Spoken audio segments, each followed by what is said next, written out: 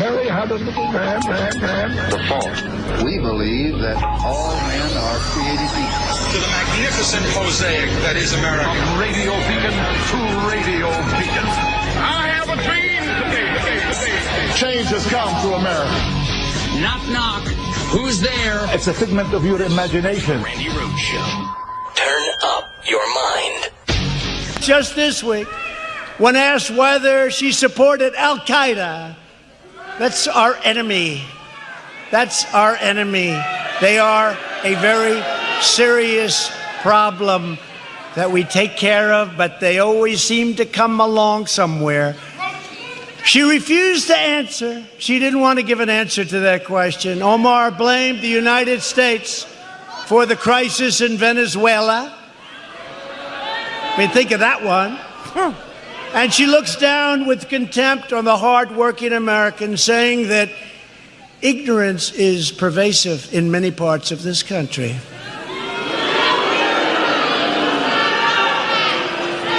And obviously and importantly, Omar has a history of launching vicious anti-Semitic screeds.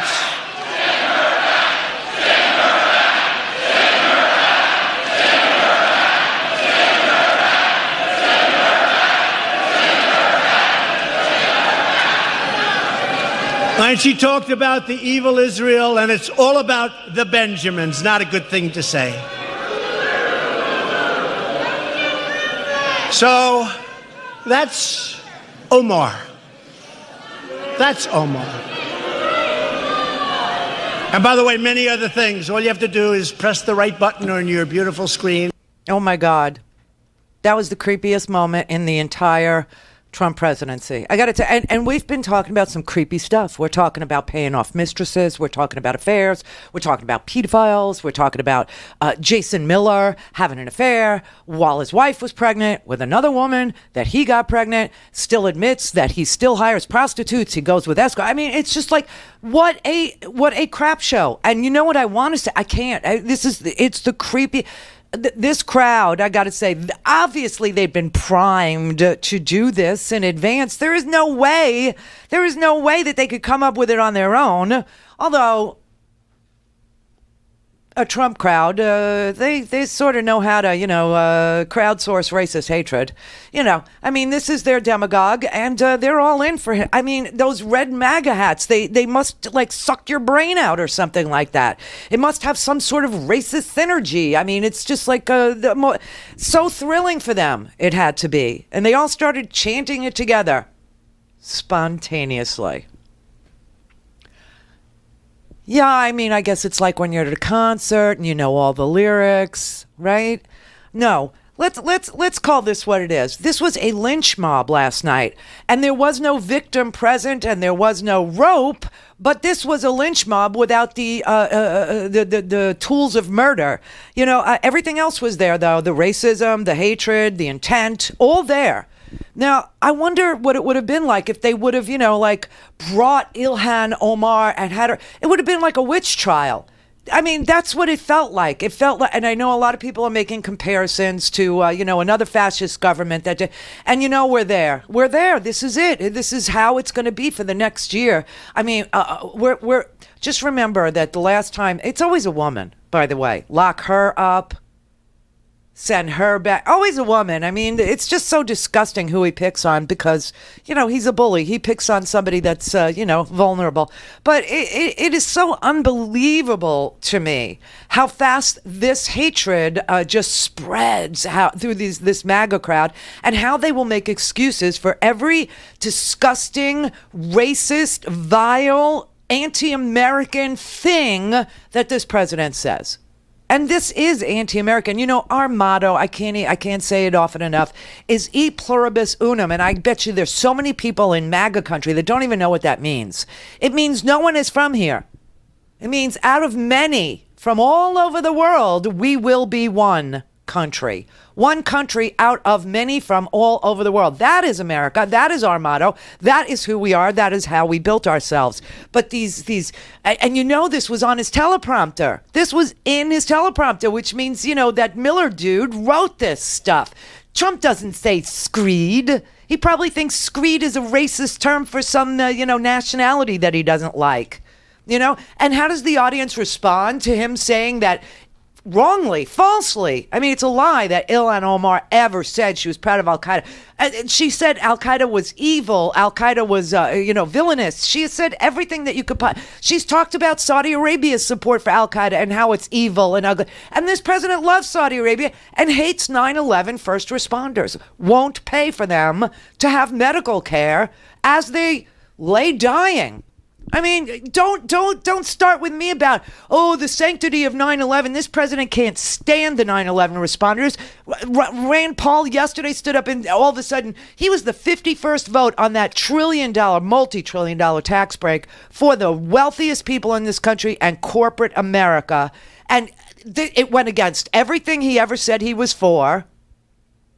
Debt and deficit increases, right? But oh my God, he voted. He was the deciding vote. Don't forget that he was the deciding vote. So casting all fiscal responsibility to the wind, he voted for that tax cut to add $1.2 trillion to our debt this year. And now all of a sudden he stands on the floor and says, we can't pay for the first responders to get medical care. Can't give the victims compensation fund any money because it would be fiscally irresponsible. Bite me. Don't you dare ever invoke 9/11 as your faux patriotic shield and then call somebody who has called out terrorism as being evil and ugly. Because why? She said after there was an attack in New Zealand on a mosque, Ilhan Omar talked about how the Muslim community is expected to have an answer for every act of terror, but white people are never, ever, asked, you support this white supremacist that went into this mosque, don't you?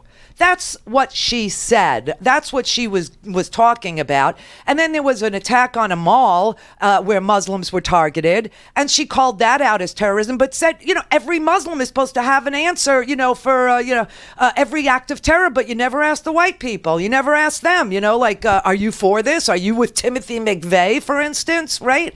I mean, it's so sick and he twisted everything she said so he could put her out there like a witch. So that she, and if she floats, she's a witch. And if she drowns, I guess she's not. That's what that was last night. And this crowd, they respond with a racist screed after being presented lies about her being a racist person that goes on racist screeds. He doesn't know what screed means. He may talk in screeds, but he thinks the word itself is some sort of racial epithet. He doesn't know what it means.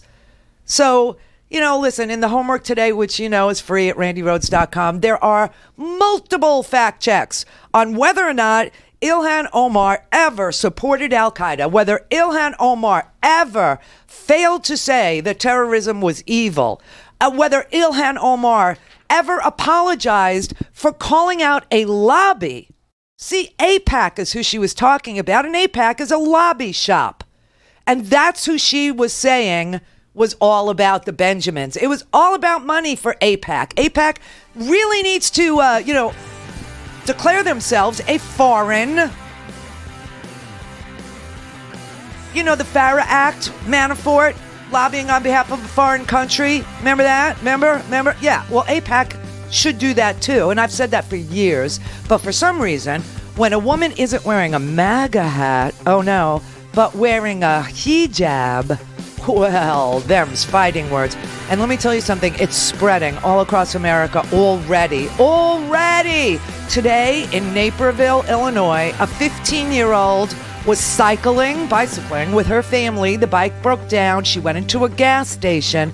She was refused service and told to go back to her country. Asked if she was a legal citizen. Asked all kinds of... we are 2 seconds from Kristallnacht. You know what that is? I hope you do. Look it up. All things Randi at RandiRhodes.com. Go for launch.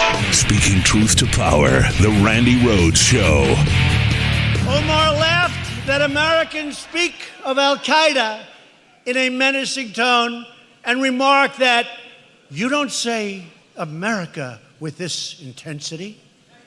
You say Al-Qaeda makes you proud. Al-Qaeda makes you proud. You don't speak that way about America. Daniel, again, this is false.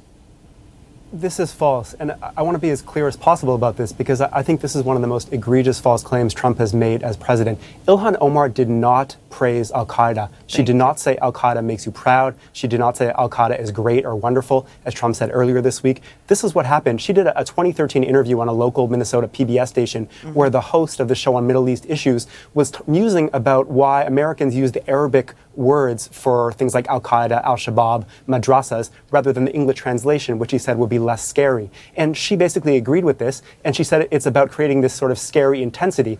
And kind of chuckling, she said she had a professor in college who would say the name Al-Qaeda and sort of tense up, and he wouldn't tense up or speak with the same intensity about America or England. And so there are things to criticize there. I mean, I've seen people criticize her by saying she shouldn't laugh at all when talking about people's reactions to Al-Qaeda.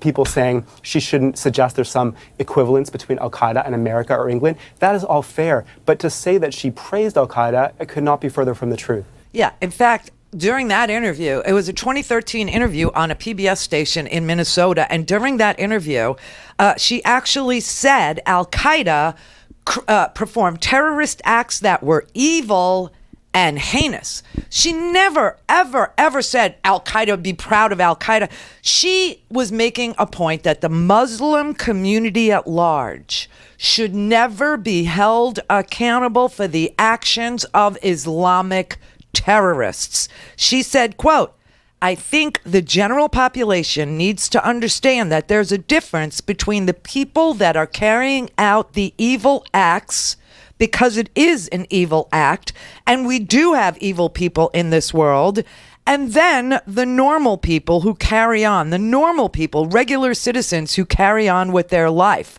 When you have an individual in Western society that goes on and commits a mass murder, and we have mass shootings that happen constantly here, we investigate that person. We find out what drove them to conduct that act.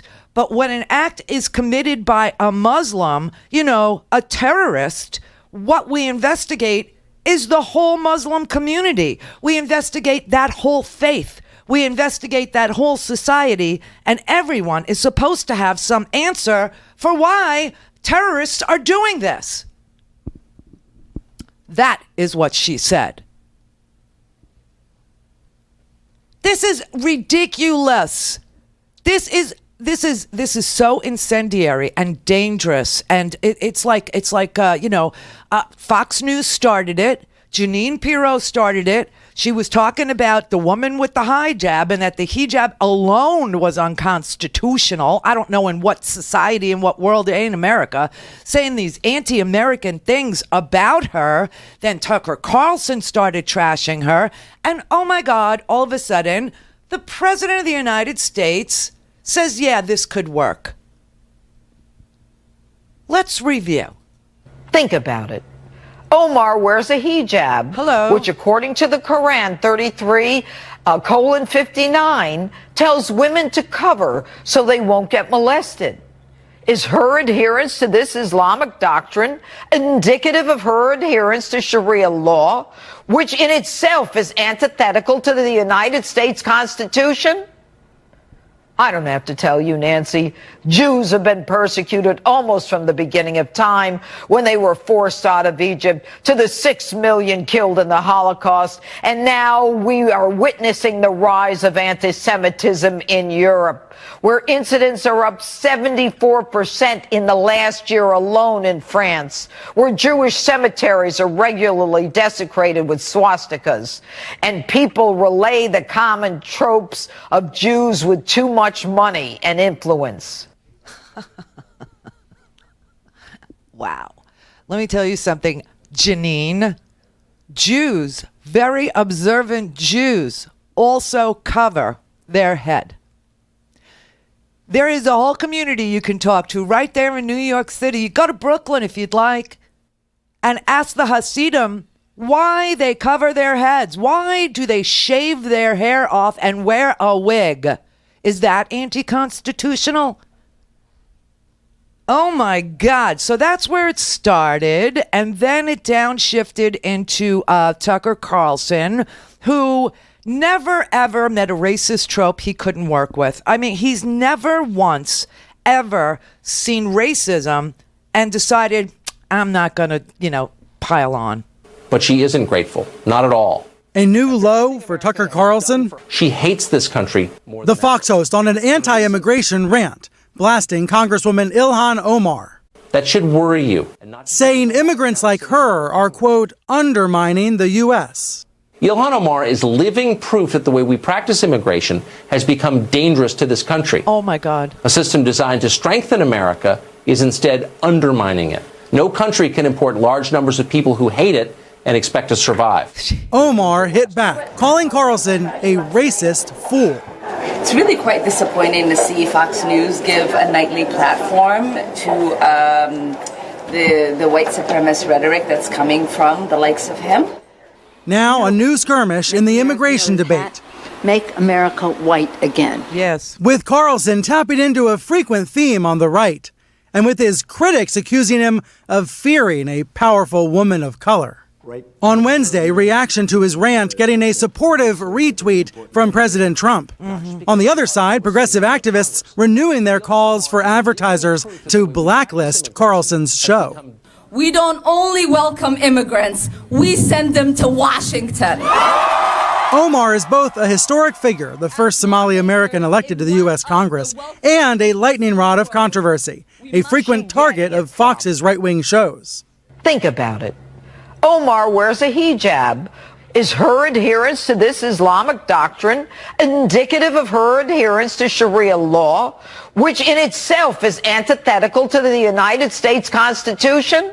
Jeanine Pirro was suspended by Fox after that rant. Now, Carlson is invoking Omar's history as a refugee, resettled by the U.S. when she was 12 years old, and now living an American dream. Yes. She is a living, breathing example of the American dream. She loves this country. She has said so many times that she feels like she loves it even more because she's an immigrant, because she recognizes the fact that she can be a woman who is free to practice her religion without being molested and also be elected to Congress. What a story. This is all that propaganda channel, all of it. And it's all because Donald Trump knows one thing and one thing only, and that is that he won the white vote in America by 20 percentage points. This is so disgusting. And you know what else? Can I just add? Donald Trump has failed. He has failed to deliver on any of his promises, okay? There is no wall. There's no health care plan. He's in court trying to repeal Obamacare, but there's no replacement that's, bigger and better and cheaper and all this. He has failed. GM moved to Mexico. Long list. Call in, connect. To speak to Randi, call 561-270-3844. 561-270-3844. In 1992, Ilhan Omar came to this country from a refugee camp in East Africa, Kenya. 3 years later, she and her family applied for and received refugee status in the United States. 5 years after that, she became a U.S. citizen, and she's been attacking the United States as a racist hellhole pretty much ever since. According to Omar, there's barely a difference between this country and terrorist groups like Al-Qaeda. Oh, my God. In a 2013 interview, Omar complained that people seemed to think there was a big difference between America and Al-Qaeda. Watch. When I was in college, I took a terrorism class. Every time the professor said Al-Qaeda, he sort of his shoulders went up and, he's in command here. Al-Qaeda, Hezbollah. You don't say America with an intensity. You don't say England with an intensity. You don't say the army with an intensity. So she still feels this way. We know because she recently spoke to a group hosted by the Council on American Islamic Relations, CARE. And while there, the congresswoman complained that America is bigoted against Muslims. They're second-class citizens, she said. She offered no proof of that. It's an absurd claim. Muslims live with far greater freedom in America than they do in any Islamic country on the planet. That's why they move here. Millions and millions more would like to join them. And you would too, if you were them. What? That's why Congresswoman Omar lives here too and not in Somalia. In America, by the way, she's an elected member of Congress. Could she do that in Saudi Arabia? No. Is she grateful for that? No. She never stops complaining. Your president loves them. And as part of that complaining, she made this now famous remark about 9/11. CARE was founded after 9/11 because they recognized that some people did something and that all of us were starting to lose access to our civil liberties. Some people did something, but we're the real victims here. Oh, my God. So that's what George W. Bush also said. Remember when he stood on the pile? Remember that with the fireman who's probably dead by now? And he said, the people who knocked this building down will hear from all of us soon. What she was saying at CARE came after a New Zealand mosque shooting. And when she was talking to CARE, she said, this was March 15th, the shootings by a white nationalist in a New Zealand mosque that left 50 Muslims dead inside the mosque. She said, many people expect our community to feel like it needs to hide every time something happens. But repeatedly, we have shown them that we are not to be bullied. We are not to be threatened. We are not to be terrorized. We are strong. We are resilient. And we will always show up to be ourselves because we know we have a right to a dignified existence and a dignified life. And then she said it was very fascinating to her that there were people outside who were protesting her. And she said she found the irony of that very entertaining because those people outside say Islam oppresses women. But she said, quote, today they gather outside to protest a Muslim woman who's in Congress. She said it was a tragic nightmare, the shootings in New Zealand, but it was not shocking or surprising. Many of us were holding our breath waiting for something like this to happen. Many of us knew this would get worse. Finally, we have a leader, a world leader in the White House, who publicly says Islam hates us. Now that's racist. She said he fuels hate against Muslims. Well, you'd think he had a Muslim ban, for God's sake. That is what she was talking about. She said he fuels hate against Muslims. He thinks it's okay to speak about a faith and a whole community in a way that dehumanizes them, vilifies them, and doesn't understand. Or at least he makes us want to think he doesn't understand the consequences that his words might have. And then she said, I think he knows the impact of his words. He knows there are people he thinks he can influence to threaten our lives, diminish our influence. But love trumps hate. And then she started talking about how even good Muslims find roadblocks and that the moment you stand up for somebody's rights, once you're willing to stand up for yourself, then others will show up for you. That's what she was saying. And he took her out of context with that, that little snippet about how she took a terrorism class. I told you the conversation that she was having just before she talked about, for example, I took a terrorism class, okay? Right before she said that, she was saying how it feels as if every time an evil terrorist, a heinous act of terror occurs, the entire Muslim community is asked to come up with an answer for why evil, heinous terrorists do terrorist things. And that the normal Muslims in this country, that ordinary Muslims in this country, that the majority of Muslims in this country, like 99.9% of Muslims in this country, have no idea what to say to that. You have to listen to what she says. This is such crap. I can't even stand it. And it's all being pushed out by Fox News and repeated by the president. He retweets every racist rant that Tucker Carlson goes on. He repeats everything Jeanine Pirro ever said. He repeats everything Sean Hannity says. They talk to each other every single freaking day. You think this was spontaneous? I'm telling you that this racist thing that's happening to this country and is going to continue for the next freaking year is super, uber dangerous. And the only reason why it's happening is because this president cannot talk about anything policy-wise. You have people that go, oh, no, he just has policy differences with her. Bullcrap. The House has passed so many freaking bills that just sit there in the Senate and die, and then they point at the Democrats and say they're do nothing. Yesterday the House passed a $15 minimum wage bill. Do you know that? Hell no, you don't know that. Because they drown out everything with this racist, ridiculous, terrorist crap.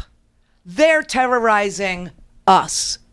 White supremacy is terrorizing almost every American, almost everyone, even the people that are going along with it. Your souls are being co-opted. Do you remember when we first launched this show about 2 years ago? I told you that that Trump made a deal with the devil, and that the devil was going to get his payments on the installment plan. And I don't know if you understood what I was saying to you. But what I was saying to you, it was going to come incrementally, and there would be prices to pay all along the way for supporting this man, for voting for this man, for endorsing this man, for embracing this man's disgusting, vile hatred. And here we are, and the people that chanted that last night, he's stealing your soul. You're going to be dead inside, just like all the good Germans were dead inside after they saw what they brought to their own freaking nation, after they saw and understood what they were for. For 10 years, they were for it. And they were left dead inside. And this all happens because the Republicans refuse to rebuke Trump. He is leading hate rallies. Remember when it was simply hope? Remember that? This is the Randi Rhodes Show. To speak with Randi, dial 561-270-3844. That's 561-270-3844. Since 9/11, we've had terrorist attacks in this country. The majority of them have been right-wing extremists, and the majority of those have been white supremacist attacks, from a synagogue in Pittsburgh to a church in South Carolina. And these are white supremacist groups that use language, as we saw it as far away as New Zealand, use our president's language almost as if it is a license for these attacks. I swear, in 20 years, every fifth grader will believe 9/11 was committed by white supremacists. You are a disgusting, disgraceful, dark human being, Tucker. There is something so completely dead about your heart and your brain and your ability to understand anything that isn't racist. I mean, something European is coming here. I don't think it's European democratic socialism a la Norway or a la, Holland. I think it's more European white nationalism a la Viktor Orban in Hungary and Poland. It's all white nationalism. You remember when Obama just simply ran on hope? I hope somebody out there has some artistic ability. You should change that Obama, it's a drawing, it's a painting, from hope to hate and put Trump's face on it. I mean, this is just so... It's unconscionable. And, everyone spoke out today. Really, everybody did. All the Democrats did. A couple of Republicans. But, of course, the ones that spoke out today are no longer serving. So they won't be primaried. So they don't have to get into a policy discussion with somebody who wants their job in front of their constituents, because that's what a primary would entail. A discussion on policy like, where's my health care? Like, why are we still involved involved in 2 wars? Like, why did you cut taxes for corporations and for the rich and not for me? Like, why did GM move to Mexico and Lordstown is closed? Where are the coal jobs? Where is the wall? All these things he promised. This man has failed utterly. And that is why Republicans won't speak out, because they will be primaried and they will have to get into a discussion about what they have not done. Meanwhile, today the Democrats said, Bobby Rush from Illinois, he said, it's crystal clear to me that her life is in imminent danger. He's threatened the safety of a member of Congress. That takes this to a whole different level. It's bad enough that the president didn't stop the chant last night, but he started it, instilling fear. It's going to instill violence, said Representative Ben Ray Lujan from New Mexico, the number 4 Democrat in the House.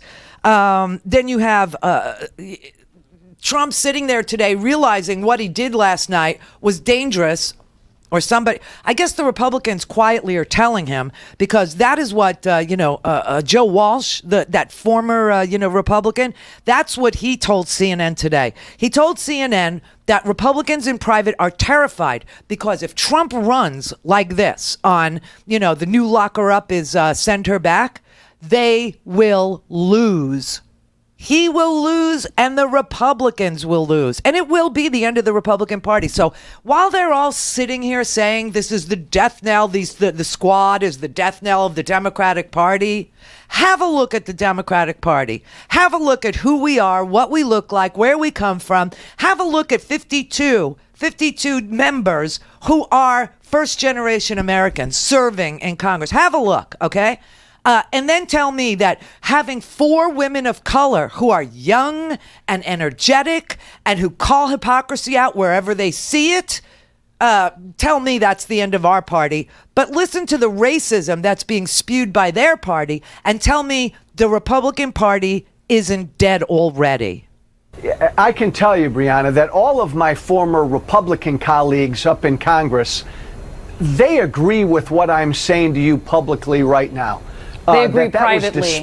They agree privately what you're saying publicly. Absolutely.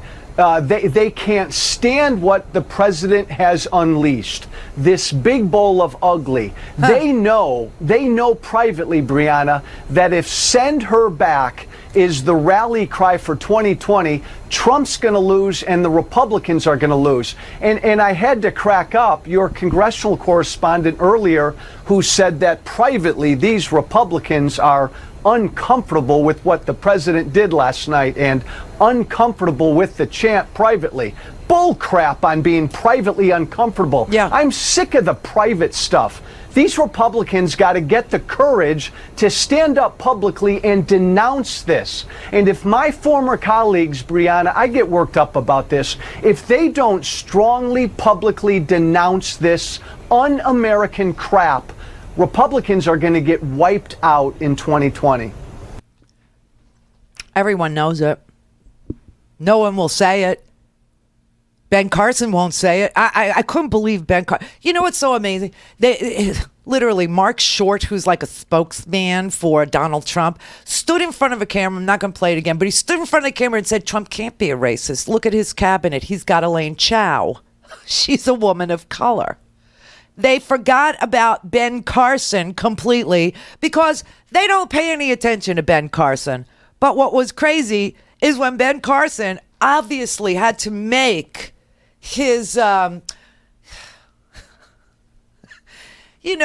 people called this like a week ago after Trump started, tweeting all this. Well, actually, over the weekend when he started tweeting the send her back stuff on the Twitter, they said, I think it was Rick Wilson, the real Rick Wilson on Twitter. He said, "Okay, get ready for the, for the appearance by Ben Carson on Fox News. They're going to drag him out to swear that the president's not racist." And lo and behold, he's not a racist, and his comments are not racist, but he loves the country very much. And, he has a feeling that those who represent the country should love it as well.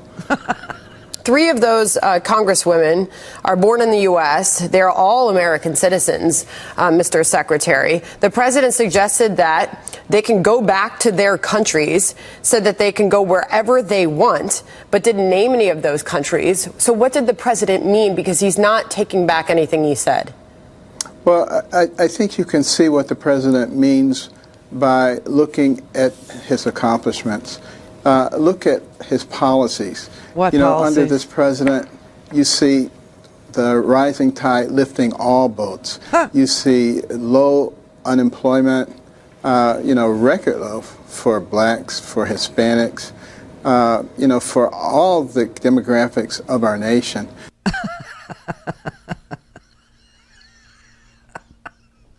It's like so predictable.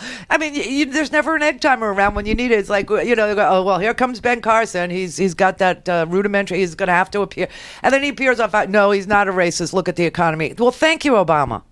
Thank you for this economy, Barack Obama. Were the president's tweets that said go back racist? Yes or no? No. Well, the president's not a racist. The president's not a racist. I do not believe his original comments were racist. I do not believe he is a racist. I think Senator Tim Scott indicated that he believed that the comments were racially offensive. I think that's an appropriate characterization. Like most tweets the president sends, I wouldn't send these particular tweets. Shut up, Ted. But I'll tell you, the substance of their record is indefensible. Probably not the best worded tweet.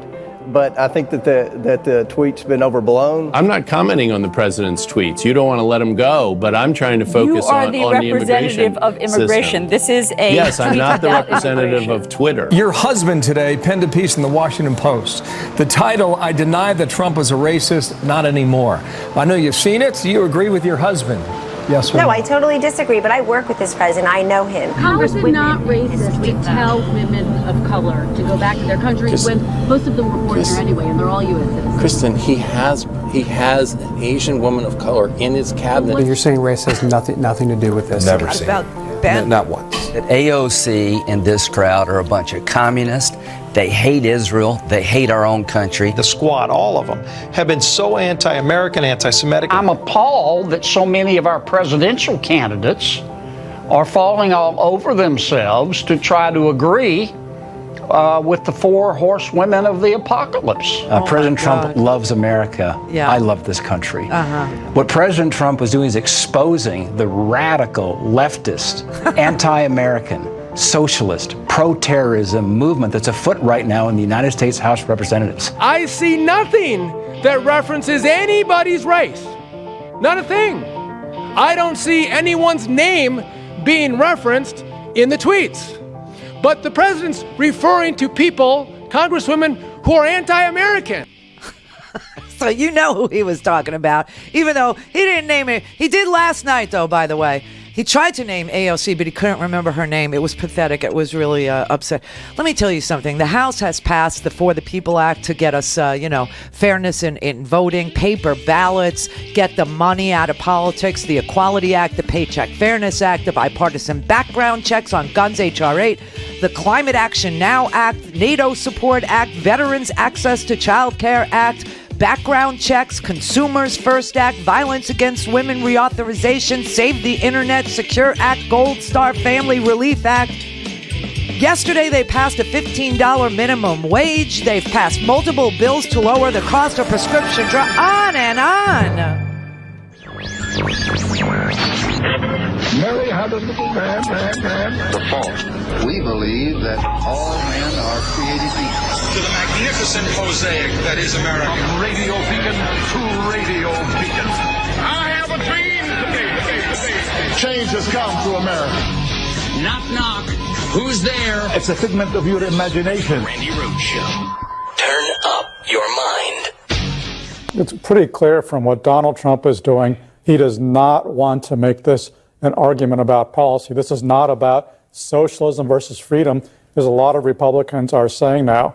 This is clearly a racist appeal, a xenophobic appeal. That is what he is doing because he knows that he has not delivered on his promises from 2016. He is not reopening steel mills. He is not bringing back coal mining jobs.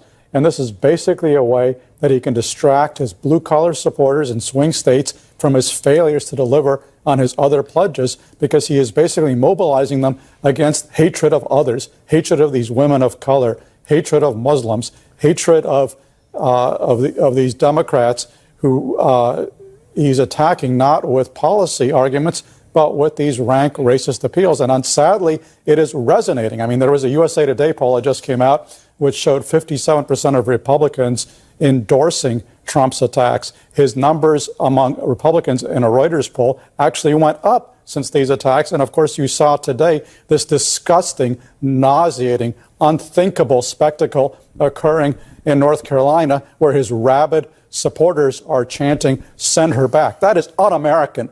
That is vile. That is racism. That is not a disagreement on policy. That is something we should not tolerate in this country.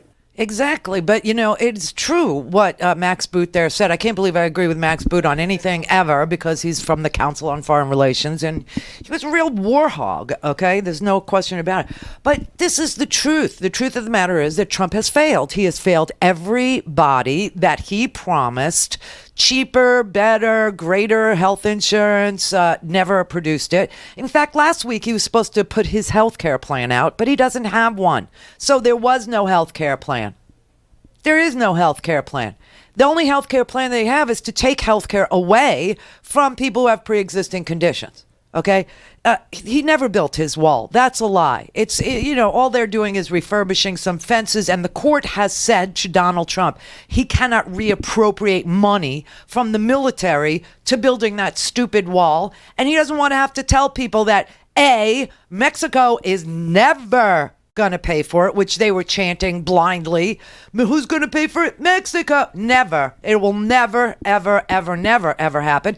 He has no plan on immigration. Steel mills are not reopening. Coal jobs are not coming back. Okay? What he needs for us to do is for middle-class white people and poor white people to point their fingers at middle-class black people and brown people and say, you're the reason I ended up where I am in America. I could have gone further if it wasn't for you, instead of pointing at Trump and saying, you failed to deliver, and now I'm still stuck. I'm still stuck where I was. In fact, the tax cut was nothing for us.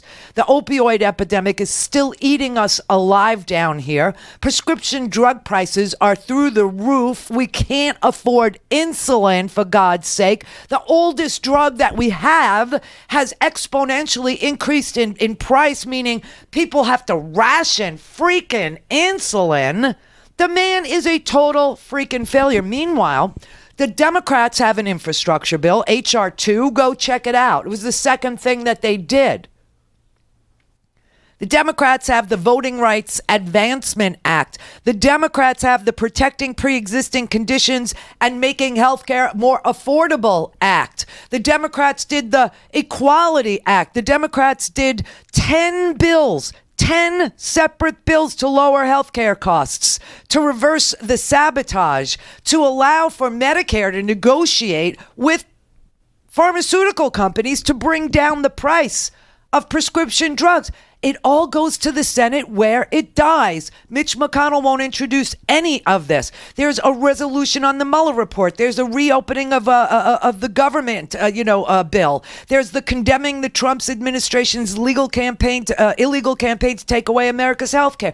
I mean, they have done so much in the House to improve the lots of us. So much. And they're the anti-American ones? No. This president is sitting here promoting European-style nationalism, also known as fascism. That is what this president is doing. He's become a cult of personality, which is why I call his supporters Cult 45. He's a demagogue. He is a fraud. He's a cheat. He's a liar. Oh, yeah, we know that. Listen, today, we got the documents from the Michael Cohen case, which is now closed, released by a judge, Judge Berman in New York. He said the American people have a right to know. And so they released these documents, and the documents clearly show that Michael Cohen was on the phone with Donald Trump and Hope Hicks, like the hours after the Access Hollywood tape dropped, on October 7th. On October 8th, there was 1 million phone calls between Donald Trump and Michael Cohen and Hope Hicks, who all lied to Congress. Now, Michael Cohen's sitting in jail, but Hope Hicks also, Sheila Jackson-Lee questioned Hope Hicks and asked if she was aware of the payments was Trump aware of the payments? Was she aware of the payment? And they all lied. She said no. She said no, under oath. So all of this is a lie. No, 31 is the family. The family that was, yeah, no, it's not in here. But, this is like an amazing thing. It's just so amazing to me. Jeffrey Epstein is going to remain in jail. Wait until the fallout of that case comes. Wait until that case is argued in public. Wait until you hear the names of the people. No one knows how Jeffrey Epstein made his money. And let me tell you something. There is absolutely no way that other men in Jeffrey Epstein's orbit didn't pay for women. And that's probably, or at least likely, that Jeffrey Epstein, that's how he made his money, by human trafficking. This is so sick. What an administration. And all of this hatred is to distract people from the fact that the president is who he is, does what he does, lies like crazy, fails to deliver on any of his promises, and is killing freedom in this country by promoting fascism. There's no question. People are literally freaked out today, and you should be. I mean, I don't know if you saw this, but on CNN, there were a bunch of Republican women from Dallas, and they were all asked about Donald Trump. I mean, the excuses that these women make for this man who, has been accused of rape by more than one woman, who pays off mistresses and lies about it. Half of his original campaign is sitting in jail, and they still make excuses for him. I mean, it's like they're brainwashed. How many of you don't think what the president said was racist? Raise your hand. These 8 Republican women from Dallas don't see anything wrong with President Trump telling 4 Democratic congresswomen to go back where they came from. He was saying that if they hate America so much, because what we're seeing out of them and hearing out of them, they hate America. Oh my God. If it's so bad, there's a lot of places they can go. I'm a brown-skinned woman. I am a legal immigrant. I agree with him. You don't think that's racist to say that? Not at all. No. Actually, I think it's it's a demonstration of how their ideology spills over. Even though they're American now, so to speak, they're not acting American. They're American now, so to speak. They're not acting American. Every one of them is an American. Every single one of them is an American. And every one of them was born here with the exception of Ilhan Omar. And every one of them voted for the Equality Act, for the Paycheck Fairness Act, for the background checks, for the Climate Action Now Act, for the NATO Support Act, for the Veterans Access to Child Care Act, for the Enhanced Background Checks, for the Consumers First Act, for the Violence Against Women Reauthorization Act, to save the internet. What are you talking about? All things Randi at RandiRhodes.com. Go for launch. Speaking truth to power, the Randi Rhodes Show. And Mr. President, if I may, when your supporters last night were chanting, "Send her back," why didn't you stop them? Why didn't you ask them to stop saying that? Well, number one, I think I did. I started speaking very quickly. It really was a loud, I disagree with it, by the way, but it was quite a chant. And I felt a little bit badly about it, but I will say this, I did, and I started speaking very quickly, but it started up rather fast, as you probably noticed. So you'll tell your supporters never to Well, I would say that. I was not happy with it. I disagree with it. But again, I didn't say that, they did, but I disagree. I didn't say that they did. You're the leader of the free world. Well, I don't think if you examine it, I don't think you'll find that, but I disagree with it. Anybody else? But Mr. President, why did they do it? Why did they do it if not responding to you? He's answering question. Why?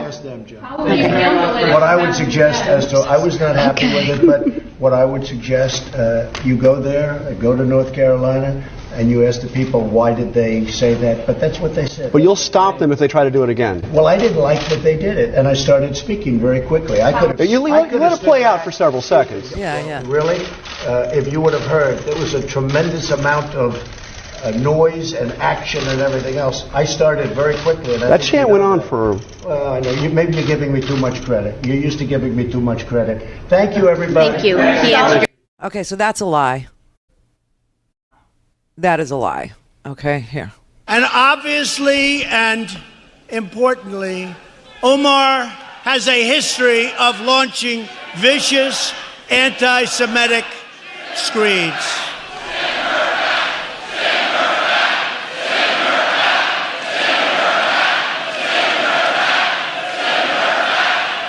Very quickly, he started talking.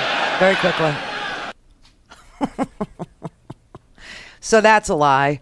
Also, here's the little clip from Air Force One when the president decided to lie about whether or not he knew about the payment to Stormy Daniels. President, did you know about the $130,000 payment to Stormy Daniels? No.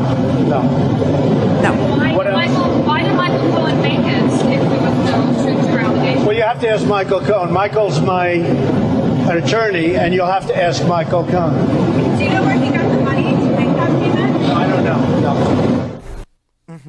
Well, according to the documents released by the court today, Donald Trump totally knew about the payments, ordered the payments, told Michael Cohen to make the payments.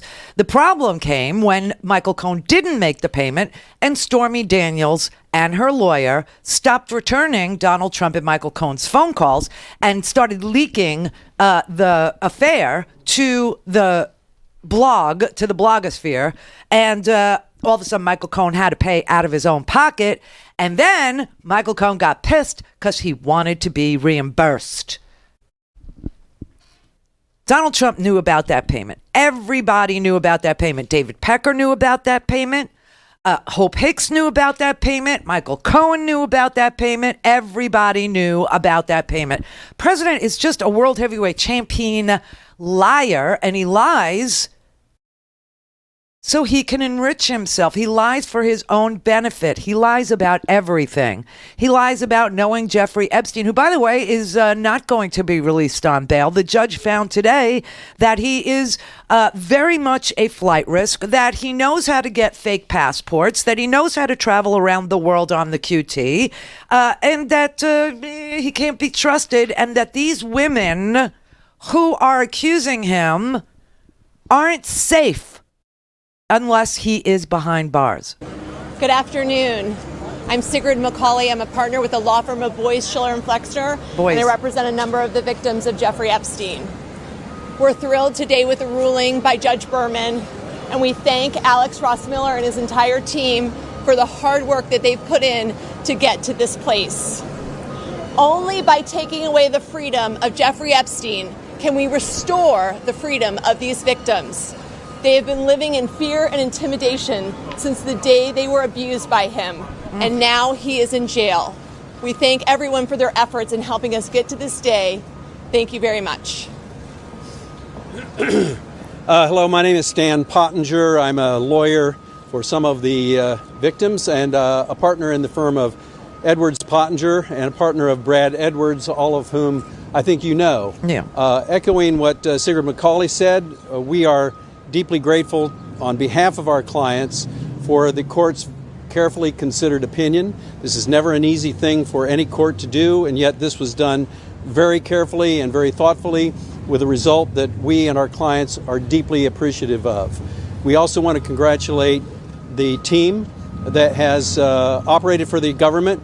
We're glad that the FBI is as active as it is, and we think that the case now needs to go forward on the merits. Our clients will cooperate in every way possible, and we urge those who may still be wondering, should I come forward? Should I be a part of this process? Yes, you should.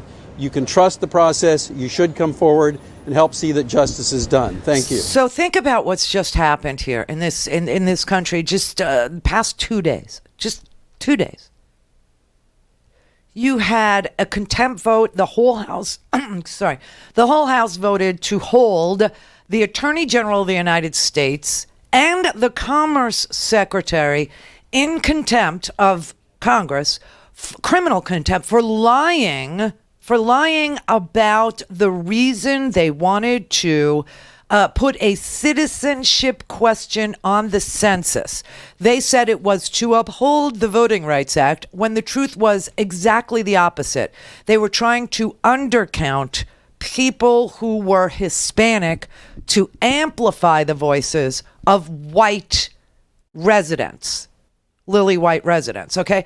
So they lied to Congress. They refused to provide the documents that would have clearly shown that Thomas Hofeller, a cartographer in North Carolina who died, and his daughter, Stephanie Hofeller, went through his belongings and found that he had been briefing the Trump campaign into the Trump administration about the value of undercounting Hispanics and being able to gerrymander districts to exclude them if they would put a citizenship question on the census. They'd have a new pool of data for which to draw the districts from, excluding Hispanics and undercounting them. So that was a real racist effort. And so there was a whole House vote to hold these two in contempt, and it passed. And then the day before that, you had the entire House voting to condemn the president for being a racist agitator, for agitating this country into a dangerous, racist posture that can lead to nothing but violence, that can lead to nothing but death. So they condemned him. Then they held two of his cabinet members in contempt. Today, his buddy, Jeffrey Epstein, was refused bail because he's so dangerous. Michael Cohen confirmed by phone that the president lied to the American people. The documents confirmed that the president lied and that he tried to cover up affairs that he had with women because his election was in shambles after the Access Hollywood tape where he was talking about harassing and abusing women. Call in, connect. To speak to Randi, call 561-270-3844. 561-270-3844. Mr. President, let me just ask a follow-up question. What would your message be to your supporters who are making that chance? And would you well, these are people that love our country. I want them to keep loving our country. And I think the congresswomen, by the way, should be more positive than they are. The congresswomen have a lot of problems. When you look at the statements they made that were so bad and so horrible to our country, you look at what they said, John. What they said was something that it's hard to believe that they could make statements like that. And I could go page over page over page. Why don't you? Many statements, whether it's about us, whether it's about Israel, whether it's about the World Trade Center, and all of the different things that were said. It was a very terrible thing. I'm not happy about when I hear a chant like that. And I've said that, and I've said it very strongly. But I will tell you, the congressmen and women also have a big obligation in this country, and in every country, frankly, but they have a big obligation. And the obligation is to love your country. There's such hatred. They have such hatred. I've seen statements that they made with such hatred toward our country. And I don't think that's a good thing. They should embrace our country. They should love our country. And things would be a lot better. Thank you very much, everybody. Okay.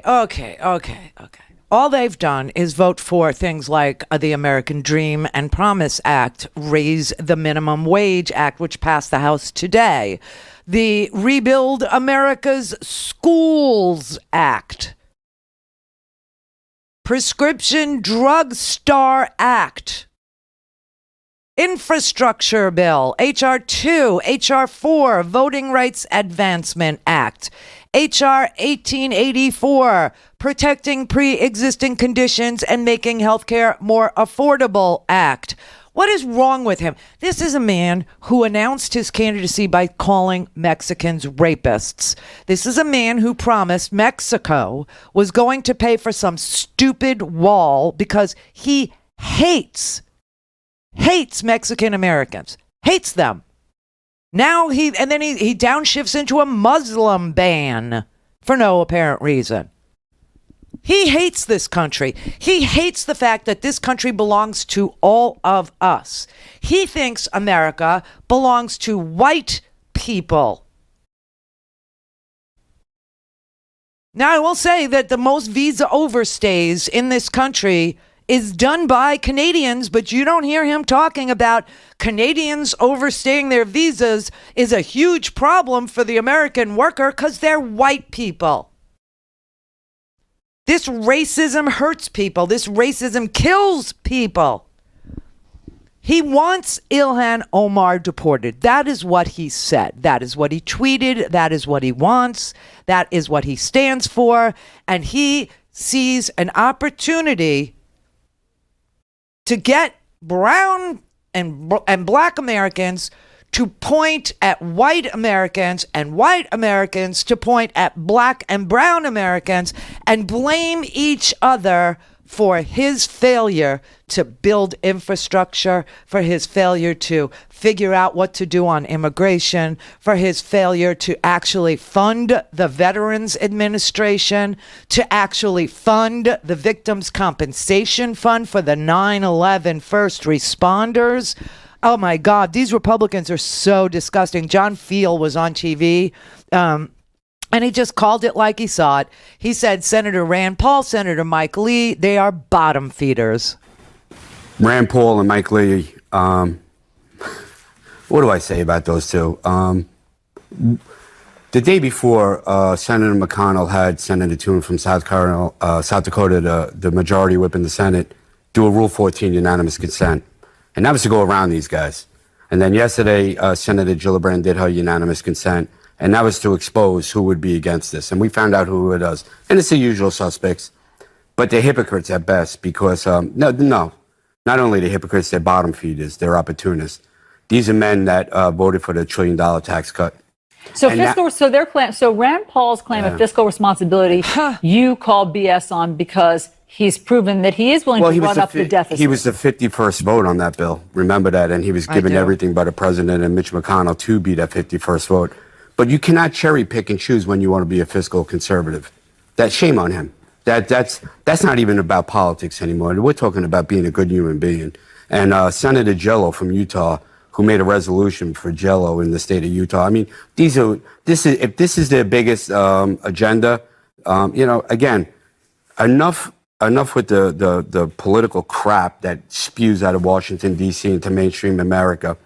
Mitch McConnell, Rand Paul, Mike Lee, Ted Cruz, Johnny Isakson, all of the others who are against this, they work for us. And what we're doing now is making the process work. What we always wanted, Allison, we always wanted a straight up and down vote on the floor. We didn't get that in 2010, and we didn't get it in 2015. Now this bill heads to the floor. Rand Paul and Mike Lee can make their amendments, and they're going to get shot down. We have 73 co-sponsors. We have a 2/3 majority. Sick, huh? And Donald Trump's going to stand on a stage and point at a woman who votes for these important things and say she disrespects the memory of 9/11. No, it is the Republican Party that disrespects the entirety of the memory of 9/11. The people who literally ran into those buildings while everybody was running out of those buildings are standing there with their hat in their hand begging the Republicans to fund the Victims' Compensation Fund for 9/11 first responders. Absolutely outrageous. And you'll pardon me if I'm not impressed in any way by Rand Paul's fiscal responsibility virtue signaling. Rand Paul presented tissue paper avoidance of the $1.5 trillion tax cut that added hundreds of billions of dollars to our deficit. And now he stands up at the last minute after 15 years of blood, sweat, and tears from the 9/11 community to say that it's all over now. Now we're going to balance the budget on the backs of the 9/11 first responder community. Brett, this is about what kind of society do we have. At some point, we have to stand up for the people who have always stood up for us. That was Jon Stewart yesterday on freaking Fox News trying to send a message to these recalcitrant Republicans who don't do jack crap for the American people. Not even 9/11 first responders, but the president's going to stand on a stage and somehow insinuate a woman, an American citizen, into the 9/11 disrespect conversation. Really? Oh, bite me. This is so unbelievable. You know, all this stuff, the condemnation of the president's racist remarks, the holding in contempt of 2 of his cabinet members, the release of the documents with regard to Michael Cohen, and the hush money payments that Donald Trump made to 2 different women that he lied about. The Jeffrey Epstein case. The Jeffrey Epstein case is an asteroid that is hurtling its way into the elite world of Donald Trump, and everybody knows it. Washington, D.C., Palm Beach, New York, it's never going to recover from the garbage that is exposed in this Jeffrey Epstein pedophile ring. This is the Randi Rhodes Show. To speak with Randi, dial 561-270-3844. That's 561-270-3844. I think that this go back comment hit a lot of us that support him. It hit a lot of us in the gut, and I think that the president is putting a lot of us in a very precarious situation. I think the president has a base, and he has a far right-wing base. And there's a lot of white nationalists, a lot of racists, a lot of anti-Semites in that base. So what I'm going to do is I am going to have a PR strategy that is going to rile up the base. And so I feel like a lot of us feel like, wow, like where do we fit in, anymore? Are we still welcome in this movement? Are people of color still welcome? So a lot of us are still reeling from that comment. And I will tell you, a lot of my friends that are black conservatives, a lot of them have jumped off the Trump train. They've gone over to Kamala Harris's side. They've gotten involved in her campaign, and also Joe Biden's, certainly here in the Commonwealth of Pennsylvania. So that was a young conservative African-American man who is a business consultant who tried to support Trump and now understands that he keeps kicking you in the gut. And when he asked you the question, what do you have to lose? Apparently it was your dignity. Apparently the answer to that question was everything. That's what you had to lose. And he cannot win with this with this racial strategy, because independents aren't going to go for it. Decent women understand who Trump is and what he does. And like I said, this Jeffrey Epstein case, it is a giant asteroid that is getting ready to strike Trump world. Already his labor secretary, Acosta, had to resign over this Epstein sweetheart plea deal. Okay, so there's one down. You have 2 of his other cabinet members who have been held in contempt of Congress just yesterday.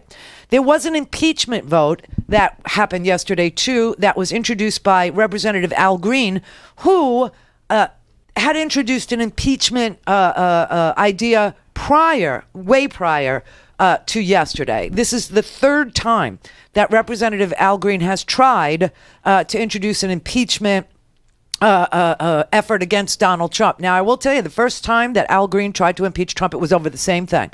It was over racial stoking of racial divisions, tearing this country limb from limb, tearing Americans apart, okay? Creating an environment of fear, creating an environment of violence. Remember, a guy, literally a man from North Carolina, got in his car and drove to Comet Pizza Parlor and Ping Pong to shoot the place up because he was told by Donald Trump's team that she was a pedophile running a pedophile ring out of this pizza parlor, when the truth was Epstein was running a pedophile ring out of a mansion walking distance from Donald Trump's Mar-a-Lago, where he would go and pick off towel girls and recruit them. So this whole thing is about to explode, and it's going to make the Access Hollywood tape look stupid. And Donald Trump cannot win based on any policy, because the only thing that he has done the only thing he has done besides for create an environment of fear and hatred and violence in this country is to transfer the money through the tax code to his very wealthy donors, his corporate masters, who have refused to bring jobs back to the United States, who have packed up Lordstown and moved it to Mexico. Steel jobs are not coming back. Coal jobs are not coming back. Donald Trump is a fraud. He is a phony, okay? So that said, he literally understands that this Epstein case is metastasizing, and it's happening much, much faster than anybody could have hoped. Epstein can't get out of jail. He can't flee. Acosta, do not forget him, because, one of the things when they were calling for Acosta to resign, I said to Scotty, I said, I don't really want him to resign. He goes, why not? I said, because everyone will forget about him. They will forget about him if he resigns. Don't forget about the labor secretary who's charged with trafficking, with enforcing human trafficking laws in this country. Don't forget that is what he was in charge of. And he had to resign because Jeffrey Epstein was trafficking in children all over the world. Eastern Bloc, Russian girls, Ukrainian girls, girls of color, it's just like so unbelievable. And then you sit and you listen to these dolty women who sit there on CNN and they say things like, oh, he can't be racist because he dated a black girl. What? I swear to God. How many of you don't think what the president said was racist? Raise your hand. These 8 Republican women from Dallas don't see anything wrong with President Trump telling 4 Democratic congresswomen to go back where they came from. He was saying that if they hate America so much, because what we're seeing out of them and hearing out of them, they hate America. Why? If it's so bad, what do they do? There's a lot of places they can go. I'm a brown-skinned woman.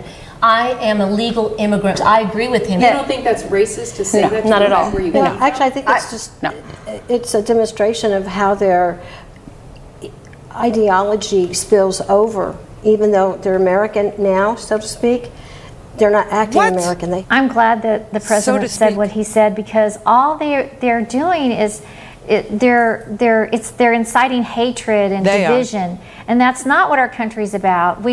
It's not about that at all, and I don't. Isn't that what the president does with some of his own comments, his own racist comments? But he didn't say anything about color. We know the president is not racist. He loves people from Hispanics to black people all across the board. Let me just share with you the definition of racism from Merriam-Webster Dictionary.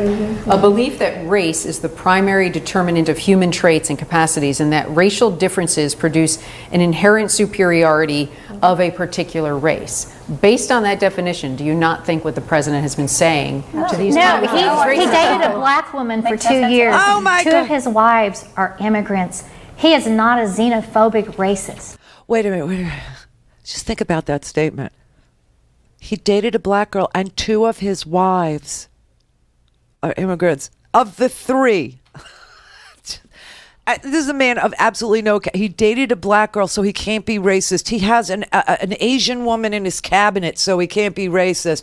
They put Ben Carson, who they forgot was in the cabinet, on the TV to say he's not racist. He can't be racist. Meanwhile, this man is so super racist that he said that the very definition that she read right there, that Randy Kaye read right there, that where you're from determines your intellect and your ability, okay, is the definition. He said Judge Curiel could not decide his case fairly because of his race. That is racism. A ban on all Muslims because some people from Saudi Arabia flew airplanes into the World Trade Center and the Pentagon and were aiming for the Capitol. They were Saudis. He loves the Saudis. Couldn't wait to go visit the Saudis. I mean, this is just so amazing. And these women, oh my God. No, he's not a racist. So these congresswomen who said they ran for Congress, ran for office because they explicitly love this country, you're saying that's a lie. So yes. they say. Yes, it's a lie. You're saying they hate this country. Yes. Whoever wrote these questions up, it's clearly that they're very manipulative to accuse instead of extracting the truth. It's a tactic. Because when you say, don't you think he's racist? You're accusing us. You're accusing him. I'm not accusing. I'm asking you what you think. But you've been told. It's irrelevant. It has nothing to do with the real issue. It has nothing to do with the premise of the issues here. Exactly. And whenever someone... The color of the floor. Why do you keep bringing it up? Do you think it's just a coincidence that these 4 congresswomen that the president is going after, none of them are white? Yes, they're going after him. Ideology. Exactly. I don't think it matters. It's idiotic what they're saying. So it doesn't matter whether they're white, man, woman, brown, yellow, anything. I wish that there was a white one that they why are they not racist? How come they haven't befriended one of their white female congresswoman colleagues and let her join because them? they won't. That's a good point. They don't like white people. Come on. They're racist. My God. How many of you still plan to vote for President Trump? Absolutely. Absolutely. It's brainwashing, baby. Complete and utter brainwashing. It's unbelievable. The reason why the 4 of them have bonded is because they're all freshmen. And they agree on the issues. And check my Twitter feed. I literally tweeted all the bills that have passed the Democratic House that have not gone anywhere in the Republican Senate. And then tell me who's trying to make things better in this country, who's trying to move us forward in this country, who wants to invest in infrastructure in this country, who wants to protect the vote in this country, who wants to look at climate change in this country, who cares about the VA in this country, who cares about pre-existing conditions and protecting people who have health insurance, who have pre-existing. Tell me who loves